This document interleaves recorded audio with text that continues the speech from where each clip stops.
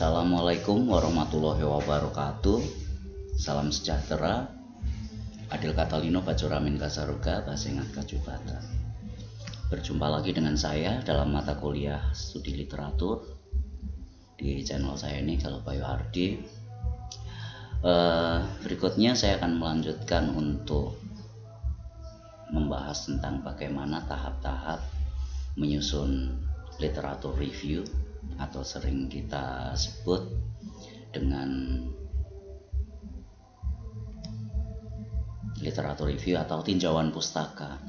Nah, kemarin saya ceritakan bahwa tinjauan pustaka itu ada di setiap karya-karya ilmiah, ada di setiap baik itu jurnal ataupun skripsi, tesis, dan lain sebagainya. Namun demikian, tinjauan pustaka atau literatur review ini juga dapat ditulis sebagai sebuah tulisan tersendiri, bahkan dapat menggantikan menjadi salah satu metode penelitian. Dalam arti penelitian itu menggunakan data yang diambil dari berbagai macam literatur, atau banyak pula yang mengatakan bahwa ini penelitian heuristik untuk di sejarah. Untuk di penelitian filsafat misalnya, tidak mungkin mereka menggunakan penelitian lapangan, namun pastinya mereka menggunakan kajian-kajian pustaka atau tinjauan pustaka untuk mengungkap pertanyaan penelitian yang berupa hasil-hasil pemikiran atau sintesis pemikiran dan lain sebagainya. Nah, ketika kemarin dan pada saat menggunakan literatur review ini sebagai suatu metode, mungkin data primer tidak diperlukan lagi, data-data yang memang harus kita kumpulkan sendiri, namun kita hanya menggunakan data sekunder. Nah, data sekunder ini beralih menjadi data primer karena yang data utama yang diambil atau hampir semua data yang diambil itu berasal dari literatur, dari buku, dari berbagai macam penelitian, berbagai macam hasil pemikiran dan lain sebagainya yang kemudian menjadi sintesis tinjauan pustaka kita. Berikut ini langsung saja saya tunjukkan dalam slide, kita baca bersama-sama karena saya pun baru membaca sekilas, jadi sehingga nanti bisa didiskusikan seandainya ada beberapa hal yang memang menjadi pertanyaan. Yang pertama, pada saat kita ingin melakukan tinjauan pustaka atau melakukan literatur review, kita pertama kali hampir seperti mata kuliah lainnya. Nah, ini yang pertama adalah merumuskan seperti penelitian-penelitian biasanya, yaitu langsung merumuskan pertanyaan, permasalahan, dan juga tujuan penelitian. Jadi apa yang mau kita kaji, apa yang mau kita tulis, apa yang mau kita review istilahnya. Jadi apa yang mau kita ulas. Jadi langkah pertama, kita juga meninjau secara menjelaskan kebutuhan tinjauan itu sendiri. Tujuannya mau ngapain, misalnya untuk menambahkan pemikiran-pemikiran baru atau suatu pandangan-pandangan baru yang ingin disampaikan dan belum terlalu populer, dan mengacu pada referensi-referensi yang sudah ada sebelumnya dan menambahkan pemikiran-pemikiran baru sehingga memperoleh ekstrak atau istilahnya sintesisnya dari bahwa kalau seandainya ada dua tulisan-tulisan yang bertolak belakang, dua kerangka berpikir yang bertolak belakang, lalu kemudian mungkin kita bisa menyatukan dan menemukan bahwa untuk memberikan masing-masing keistimewaan dari pemikiran satu dilengkapi dengan pemikiran kedua sehingga menghilangkan kelemahannya, lalu kita satukan dan kita menemukan sebuah kerangka pemikiran atau sebuah cara berpikir yang baru, sebuah penjelasan yang baru. Dan ini juga pertanyaan penelitian kita atau apa yang ingin kita jawab, permasalahan yang ingin kita jawab, kita tekankan, kita perjelas. Nah, kemudian kita juga menggunakan seluruh apapun metode dari tinjauan itu, cara-cara apapun, lalu kemudian menekankan atau menggarisbawahi istilahnya, menekankan berbagai macam informasi yang memang relevan dan kita butuhkan Jadi memang mendukung untuk tulisan-tulisan itu, untuk karya-karya itu relevan dan dapat mengarahkan, dan kita bisa melakukan penguraian ataupun analisis-analisis selanjutnya. Nah, kemudian langkah kedua setelah kita merumuskan pertanyaan atau permasalahan penelitian, kemudian ya setelah kita rumuskan pastinya kita langsung mencari literatur itu. Kalau hari ini kita bisa mencari di perpustakaan online atau perpustakaan di sekitar kita yang memang menyediakan berbagai macam literatur yang bisa kita cari. Bisa dengan mengumpulkan, bisa ke toko buku. Tapi seandainya tidak harus ke toko buku, karena buku-buku itu juga tidak harus kita miliki, ya banyak sekali, mungkin biaya juga banyak, tapi kita mungkin bisa membaca dari perpustakaan, membaca dari website-website yang terpercaya, dan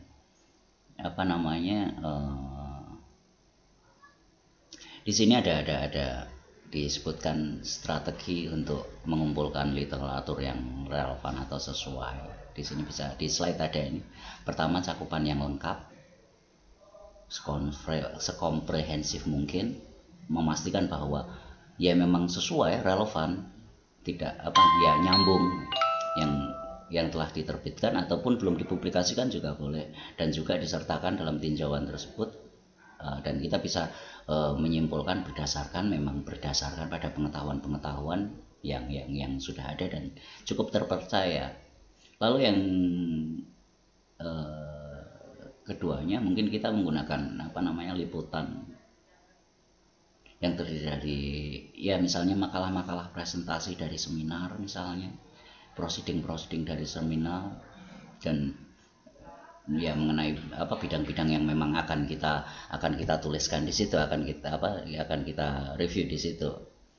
Dan juga bahkan boleh juga kita mengadopsi pemikiran atau strategi-strategi untuk mencari artikel yang relevan tersebut, baik itu dari jurnal-jurnal yang sempit dan jurnal-jurnal level lokal ataupun level yang luas.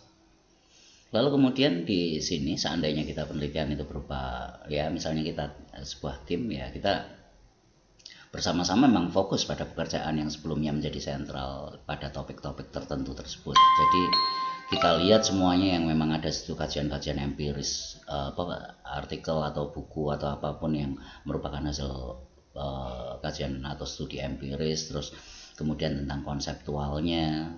Untuk memulai berpijakan awal, kita harus mempunyai asumsi, harus mempunyai kerangka berpikir untuk penelitian berikutnya. Dan kemungkinan ketika kita mengadopsi itu, mungkin cara berpikirnya sama, tapi permasalahan yang akan kita hadapi berbeda. Jadi sehingga kita hanya menggunakan alatnya, tapi yang kita teliti atau objek atau sesuatu yang kita kaji tersebut itu memperkenalkan konsep-konsep baru. Dan hal yang wajar ketika hal itu nantinya akan memunculkan semacam perdebatan atau diskusi yang memang digunakan untuk menguji apakah literatur itu relevan atau tidak. Kemudian yang ketiga, tadi kita setelah dengan cara berdebat atau brainstorming tentang artikel-artikel yang akan kita gunakan, akhirnya terpilihlah atau disortir screening tentang literatur itu. Jadi langkah berikutnya kemudian itu tadi, setelah brainstorming, terus materi-materi tersebut sudah memang sesuai dengan apa yang kita pilih saja. Yang tadinya mungkin banyak buku sudah menjadi lebih sedikit karena lebih fokus lagi. Dan juga kita berusaha mengidentifikasi buku-buku itu. Dan ini juga sebetulnya semacam latihan, dan hasil dari ini semua tidak hanya bisa untuk review atau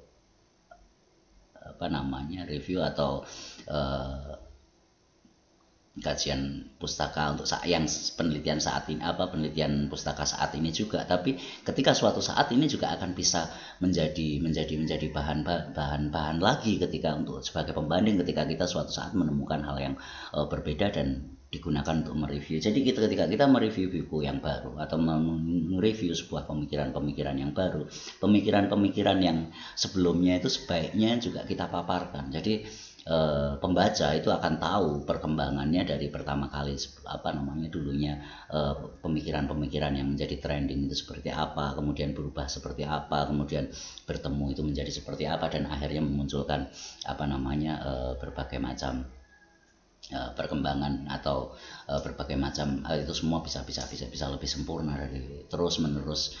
Dan ini seringkali bisa kita sebut bahwa kajian-kajian yang kita kumpulkan sebelumnya merupakan investasi untuk membahas berbagai hal di penelitian-penelitian kita berikutnya, dan mungkin masih ada hubungannya atau masih relevan ketika kita membuat sebuah tinjauan baru nanti.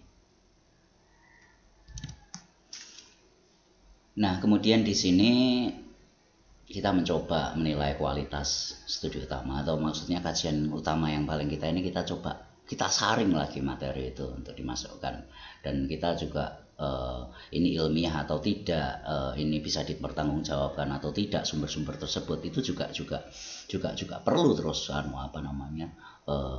terus di selalu kita uji apakah sudah tepat, apakah sudah cukup akurat sebagaimana yang kita harapkan. Lalu kemudian kalau misalnya itu dalam wujud jurnal, biasanya ada pengoreksinya, ada itu dievaluasi lagi. Lalu kemudian, karena ketika hanya kita saja yang menulis itu mengevaluasi atau mengoreksinya, itu kadang-kadang kita mengalami keterbatasan untuk dalam ketelitian. Dalam arti kita pastinya pada saat kita udah lelah, merasa udah cukup, itu rasanya itu udah tidak ada yang salah lagi. Makanya perlu orang lain untuk membaca atau mengoreksi apa yang sudah kita buat. Lalu kemudian dari situ baru mungkin nampak koreksian, terutama sesuatu yang belum jelas, sesuatu yang mungkin masih belum tuntas. Kadang-kadang kita melihat segala sesuatu yang tulisan kita belum tuntas, kita tidak bisa melihat sendiri, tapi ketika orang lain yang membaca kok rasanya ada yang tidak tuntas. Nah, itu kemudian kita koreksi kembali dan terus menerus memelangkungan itu, dan juga melakukan refleksi. Jadi introspeksi di sini sudah sampai mana ya, apakah ada sesuatu yang dalam pikiran kita itu belum terbuka, atau kemudian apakah ini sebetulnya ada bias dari dari pemikiran kita, dari ideologi yang memang kita anut. Misalnya kita terlalu religius misalnya, atau misalnya apakah karena kita terlalu liberal, atau kita terlalu radikal, atau kita terlalu itu kita lakukan refleksi supaya menjadikan karya itu bisa menjadi sesuatu yang pas, tidak terlalu subjektif, juga mendekati objektivitas, walaupun objektivitas itu tentu saja kalau dalam ilmu sosial humaniora itu tidak pernah ada objektivitas, yang ada intersubjektif, dan itu menjadi kesepakatan, dan itu pas, bisa dirasakan pas. Dan kualitas di sini akan ternilai. Nah, setelah semuanya terkumpul, kita udah yakin kita pembatasan buku, materi, referensi, dan lain sebagainya cukup. Kemudian kita mengekstrak data, dalam arti yang kita peroleh tadi berupa berbagai macam literatur itu kita gali lebih lanjut informasinya. Lalu kemudian misalnya di situ apakah kita akan menggunakan sampel, atau memfokuskan lagi pada masalah yang memang diminati, atau memang lagi tren, atau memang tujuan kita untuk menjadi sebuah review yang menarik dan dibaca banyak orang. Nah, semuanya tercatat dari awal, dari prosesnya kita tahu pemikiran pertama, pemikiran kedua, pemikiran ketiga, penggabungannya, dan kemudian apakah kita akan nantinya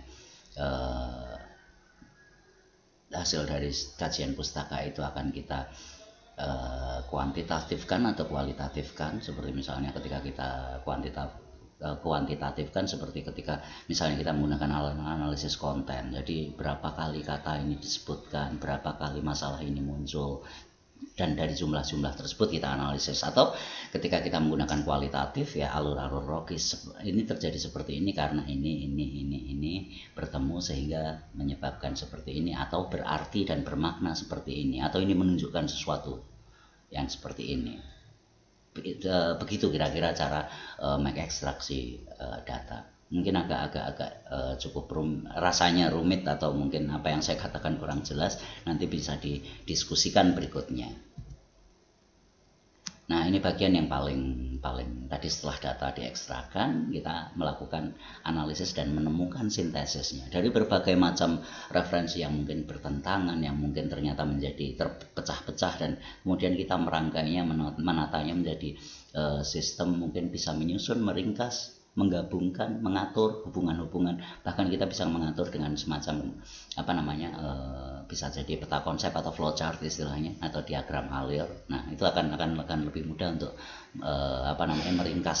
meringkas penjelasan kita yang cukup panjang. Dan di sini tinjauan pustaka harus lebih dari sekedar daftar makalah yang kita kumpulkan, tapi di sini ada yang kita kumpulkan tadi setelah kita sintesiskan itu memunculkan pandangan-pandangan baru. Ada metodenya, caranya gimana, analisis frekuensi, lalu kemudian teori dasar, analisis narasi. Jadi kita munculnya teori ini karena apa, lalu kemudian kita ceritakan bagaimana data yang sebelumnya seperti apa.